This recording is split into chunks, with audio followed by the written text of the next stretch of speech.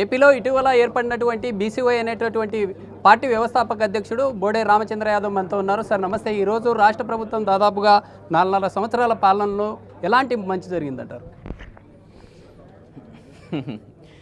ఏమైనా జరిగింటే కదా మంచి జరిగింది అని చెప్పడానికి. ఈరోజు ముఖ్యమంత్రి జగన్మోహన్ రెడ్డి గారు కావచ్చు, ఆ పార్టీ నాయకులు కావచ్చు,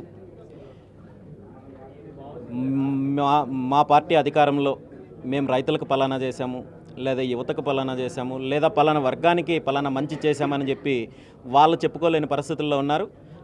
కేవలం వైఎస్ఆర్ కాంగ్రెస్ పార్టీకి సంబంధించి ప్రభుత్వంలో జరిగింది ఏదైనా ఉంది అంటే ఈ రాష్ట్రాన్ని, ఈ రాష్ట్ర సంపదని అన్ని రకాలుగా దోపిడీ చేయడం, లూటీ చేయడం, అరాచకాలు చేయడం, దౌర్జన్యాలు చేయడం, అంతే తప్ప ఏ ఒక్క వర్గానికి మంచి జరగలేదు. ఈ రాష్ట్రానికి ఏ ఒక్క రంగంలో కూడా మంచి జరగలేదు. భారతదేశంలో ఏ రాష్ట్రం చేయనటువంటి అభివృద్ధి మేము చేశామంటూ వైసీపీ సంబంధించినటువంటి అధిష్టానం చెప్తా ఉంది. అయితే ప్రతిపక్షంలో ఉన్నటువంటి తెలుగుదేశము శ్రీలంక కావచ్చు, లేదా వెనిజులా అయినటువంటి ఆర్థిక మాంద్య దేశాలుగా తయారవుతూ ఉన్నాయంటున్నారు. మీ వర్షన్ ఏమంటారు అసలు? ఈ రాష్ట్రంలో 2019లో అధికారంలోకి వచ్చిన జగన్మోహన్ రెడ్డి గారి ప్రభుత్వము ఏ ఒక్క రంగంలో అభివృద్ధి చేయలేదనేది స్పష్టము. అభివృద్ధి చేయకపోగా దోపిడీ చేశారు, దౌర్జన్యాలు చేశారు, అరాచకాలు చేశారు. ఈ రాష్ట్ర ప్రజలను ఒక రకమైన భయభ్రాంతులకు గురి చేసే కార్యక్రమం చేశారు తప్ప వేరే ఏ ఒక్క రంగంలో అభివృద్ధి చెందలేదు. ఖచ్చితంగా ఈ విషయాన్ని వచ్చే ఎన్నికల్లో ప్రజలు స్పష్టంగా దానికి సంబంధించి తీర్పు ఇవ్వడానికి కూడా సిద్ధంగా ఉన్నారు. ఇటీవల కాలంలో మీరు పార్టీ ఆవిర్భావ దినం రోజే బీసీలకు సంబంధించినటువంటి మేనిఫెస్టోని కూడా విడుదల చేయడం జరిగింది. అయితే రానున్న ఎన్నికల్లో దాదాపుగా ఎన్ని నియోజకవర్గాల్లో 175లో పోటీ చేయబోతా ఉన్నారా? ఎలా ఉంటుందంటారు? ఖచ్చితంగా బీసీ యువజన పార్టీ 175 నియోజకవర్గాల్లో కూడా బలోపేతం చేసే దిశగానే మేము ప్రయత్నం చేస్తున్నాము. ఎన్నికలకు సంబంధించిన పోటీ విషయంలో, మా అభ్యర్థుల విషయంలో కావచ్చు, స్థానాల విషయంలో కావచ్చు, అన్నింటికి సంబంధించి అతి తొందరలో దీని మీద పూర్తి స్పష్టత ఇస్తారు. అంటే ఇప్పటికే దాదాపుగా స్టేట్లకు సంబంధించి 2 పార్టీలు బాగా యాక్టివ్ అయినటువంటి పరిస్థితులను మనం చూస్తూ ఉన్నాం. మీ పార్టీ ఇప్పటికి కూడా ఇంకా ఎక్కడ అభ్యర్థులను ప్రకటించలేదు. ఎలా ఉండబోతుందంటే? అభ్యర్థులను మేము ఇప్పటికిప్పుడు ప్రకటించకపోయినప్పటికీ కూడా పార్టీకి సంబంధించి పార్టీ తరపున పోటీ చేసే అభ్యర్థుల విషయంలో ఇప్పటికే మాకు చాలా స్థానాల్లో స్పష్టత ఉంది. వాళ్ళు ప్రజల్లోకి వెళ్తున్నారు, ప్రజల్లో కార్యక్రమాలు చేస్తున్నారు. ప్రకటన మాత్రమే మేము వాయిదా వేస్తున్నాం తప్ప దీనికి సంబంధించిన కసరత్తులో ఎక్కడ వెనకడుగులు వేయలేదు. దీనికి సంబంధించిన అన్ని కార్యక్రమాలు జరుగుతున్నాయి. తొందరలో దీనికి సంబంధించిన వివరాలు పూర్తిగా వెల్లడిస్తాం. బీసీవై పార్టీ ప్రధాన లక్ష్యం అధికారంలో ఉన్నటువంటి వైసీపీ అంటారా? 100% ఈ రాష్ట్రంలో అరాచక పరిపాలన కొనసాగిస్తున్న వైఎస్ జగన్మోహన్ రెడ్డి గారి ప్రభుత్వం ఇంటికెళ్ళాలి. బీసీ యువజన పార్టీకి ప్రాతినిధ్యం రావాలనే కాన్సెప్ట్ తోటే మేము ఈరోజు వర్క్ చేస్తున్నాము. ఖచ్చితంగా ఆ దిశగానే మేము ప్రయత్నం చేస్తాం.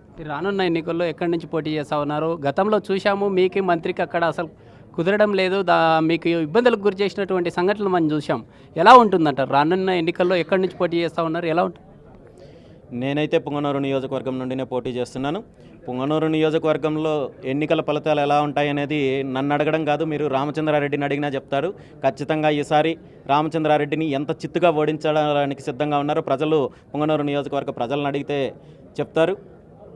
ఓటమితో మొదలైన రామచంద్రారెడ్డి గారి రాజకీయ ప్రస్థానం ఓటమితోటే ముగింపు పలుకుతుంది. అందులో ఏమాత్రం అనుమానం లేదు. రాష్ట్ర ప్రజలు ఇప్పటికే ఉన్నటువంటి పార్టీలను కాదని మీరు పెట్టినటువంటి నూతన పార్టీను సపోర్ట్ చేసే అవకాశాలు ఉన్నాయంట?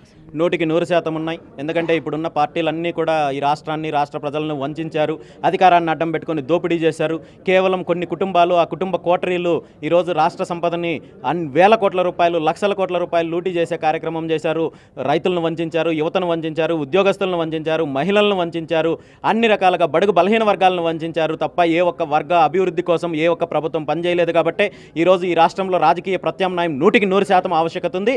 ఆ దిశగానే బీసీ యువజన పార్టీ వచ్చింది. ఆ దిశగానే మేము ప్రయాణం చేస్తున్నాము. ఖచ్చితంగా ఈ రాష్ట్ర ప్రజలు బీసీ యువజన పార్టీకి మద్దతు ఇస్తారనే నమ్మకంతో మేము ప్రజల్లోకి వెళ్తున్నాం. యువతకి ఏం చెప్పదలుచుకున్నారు సార్? అంటే ఇప్పుడు ఉన్నటువంటి ఆధునిక యుగంలో కంప్లీట్గా మొత్తం డబ్బుమయం అయిపోతూ ఉంది. అంటే ఓటర్లకు కావచ్చు, లేదా ప్రలోభాలకు గురి చేస్తూ ఉన్నారు. కొత్తగా ఉన్నటువంటి పార్టీని లేదా యువతకు మీరు ఏం చెప్పదలుచుకున్నారు? ఈరోజు భారతదేశం మొత్తం మీద తీసుకుంటే ఆంధ్రప్రదేశ్ రాష్ట్రంలో ఉన్నంత నిరుద్యోగ సమస్య ఎక్కడా లేదు. ఆంధ్రప్రదేశ్ రాష్ట్రంలో ఉన్న యువతకున్న నైపుణ్యత, టాలెంట్ ఈరోజు పక్క రాష్ట్రాల్లో కాదు, ఏ దేశంలోనూ కూడా లేదు. ఈరోజు ఏ దేశానికి వెళ్ళినా, ఎంత పెద్ద కంపెనీలకు వెళ్ళినా తెలుగు యువత అక్కడ పనిచేసే పరిస్థితి ఉంది. అంటే ఇక్కడ మన యూత్కున్న టాలెంట్ కావచ్చు, వీళ్ళకున్న సబ్జెక్ట్ కావచ్చు, అన్ని రకాలుగా కావచ్చు. కానీ ఇక్కడ కొత్త పరిశ్రమలు వచ్చే పరిస్థితి లేదు, కొత్త కంపెనీలు వచ్చే పరిస్థితి లేదు, పారిశ్రామిక అభివృద్ధి జరిగే పరిస్థితి లేదు. ఈ దిశగా తీసుకుంటే ఈరోజు పూర్తిగా రాష్ట్రం నుండి అన్ని రకాలుగా వలసలు వెళ్ళే కార్యక్రమం జరుగుతోంది. ఇందులో మార్పు రావాలంటే ప్రతి ఒక్కరికి కూడా రాజకీయ అవగాహన ఉండాలి, రాజకీయాల్లో యాక్టివ్గా రావాలి, రాజకీయంగా ఒక మంచి నిర్ణయం తీసుకోవాలి. పార్టీలు చెప్పే తప్పుడు హామీలని, ఇలాంటి మీరు చెప్పిన ప్రలోభాలకి గురి చేసి అలాంటి వాటికి గురి అవ్వకుండా ఒక మంచి నిర్ణయం తీసుకోవాలని చెప్పి ఈ రాష్ట్ర యువతను కోరుకుంటున్నాను. ఇటీవల చూసాం ఏపీ రాజకీయాల్లో పలు పరిణామాలు చోటు చేసుకున్నాయి. అయితే రాజకీయాల్లో ట్రాన్స్ఫర్స్ ఉంటాయంటారా? అంటే ఇప్పటికే దాదాపుగా ఏపీలో అనేక రకాలైనటువంటి సెగ్మెంట్లలో అభ్యర్థులను మారుస్తూ ఉన్నాయి అధికారంలో ఉన్నటువంటి పార్టీ. రాజకీయాల్లో కూడా ట్రాన్స్ఫర్స్ ఉంటాయంటారా? వైఎస్ జగన్మోహన్ రెడ్డి గారు గత 4.5 సంవత్సరంలో అన్ని వర్గాల ప్రజలను అన్యాయం చేశారు, మోసం చేశారు. చివరికి ఈరోజు తన పార్టీ కోసం కష్టపడిన నాయకుల్ని, కార్యకర్తలని కూడా మోసం చేసే కార్యక్రమం చేస్తున్నారు. ఎన్ని కార్యక్రమాలు చేసినా, ఎన్ని జిమ్మిక్కులు చేసినా జగన్మోహన్ రెడ్డి గారి ప్రభుత్వాన్ని ఇంటికి పంపించడానికి ఈ రాష్ట్ర ప్రజలు సిద్ధంగా ఉన్నారు. గతంలో చూసాము, తన చెల్లి కావచ్చు, తన తల్లి కూడా హైదరాబాద్కి వెళ్ళి ఉన్నటువంటి పరిస్థితులను మనం చూసాం. రాష్ట్రంలో ఉన్నటువంటి ప్రజలు ఈసారి నమ్మే అవకాశాలు ఉన్నాయంటారా? ఇటు చెల్లి కూడా సొంత పార్టీలో కాంగ్రెస్లో జాయిన్ కావడం జరిగింది, ఇటు జగన్ వైసీపీలో కొనసాగుతూ ఉన్నారు కదా, ఎలా ఉంటుందంట? మీరే చెప్తున్నారు, సొంత చెల్లిని, సొంత తల్లిని మోసం చేశారన్నట్టు. సో సొంత కుటుంబ సభ్యులే నమ్మే పరిస్థితి లేదు, ఈరోజు సొంత నియోజకవర్గ ప్రజలు నమ్మే పరిస్థితి లేదు, సొంత జిల్లా ప్రజలు నమ్మే పరిస్థితి లేదు, ఏ ఒక్కరూ నమ్మే పరిస్థితి లేదు. బహుశా జగన్మోహన్ రెడ్డి గారికి కావచ్చు, వైఎస్ఆర్ కాంగ్రెస్ పార్టీకి కావచ్చు, ఈ ఎన్నికల తర్వాత ఈ రాష్ట్రంలో ఉనికిని కోల్పోయే అవకాశం కూడా ఉండదనే విషయాన్ని ఈరోజు స్పష్టంగా ప్రజలు గుర్తిస్తున్నారు. సార్, ఫైనల్గా ఈ రాయలసీమ ప్రాంతం ఎప్పుడు వెనుకబడి ఉంటుంది? మీ పార్టీ ఒకవేళ మీరు ఈ ప్రాంతానికి రానున్న ఎన్నికల్లో ఏదన్నా చేయాలనుకుంటే ఏం చేస్తారు? మీరన్నట్టు ఉమ్మడి ఆంధ్రప్రదేశ్ ఉన్నప్పుడు కానీ, రాష్ట్రం విడిపోయిన తర్వాత కానీ రాయలసీమ ప్రాంతం నుండి ఎక్కువ ముఖ్యమంత్రులుగా పనిచేసే అవకాశం ఈ ప్రాంత నాయకులకు వచ్చింది. సుమారు 7 మంది ముఖ్యమంత్రులు పనిచేసిన ఈ ప్రాంతంలో పెండింగ్లో ఉన్న నీటిపారుదల ప్రాజెక్టులు పూర్తి చేసి ఈ ప్రాంతానికి సంబంధించిన రైతాంగానికి మంచి చేసే అవకాశం ఉన్నా కానీ ఏ ఒక్క నాయకుడు, ఏ ఒక్క ముఖ్యమంత్రి, ఏ ఒక్క ప్రభుత్వము కృషి చేయలేదు.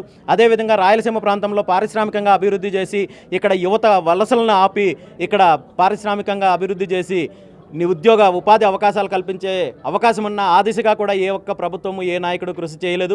ఖచ్చితంగా బీసీ యువజన పార్టీకి అవకాశం వస్తే మాత్రం రాయలసీమ ప్రాంతంలో ఉన్న అన్ని పెండింగ్ ప్రాజెక్టులు పూర్తి చేయడంతో పాటు ఈ ప్రాంతంలో పారిశ్రామిక అభివృద్ధి చేయడం ద్వారా ఇక్కడున్న యువతకు ఉపాధి అవకాశాలు కల్పించి వలసలను పూర్తిగా అరికట్టే కార్యక్రమం అయితే మాత్రం చేస్తాం.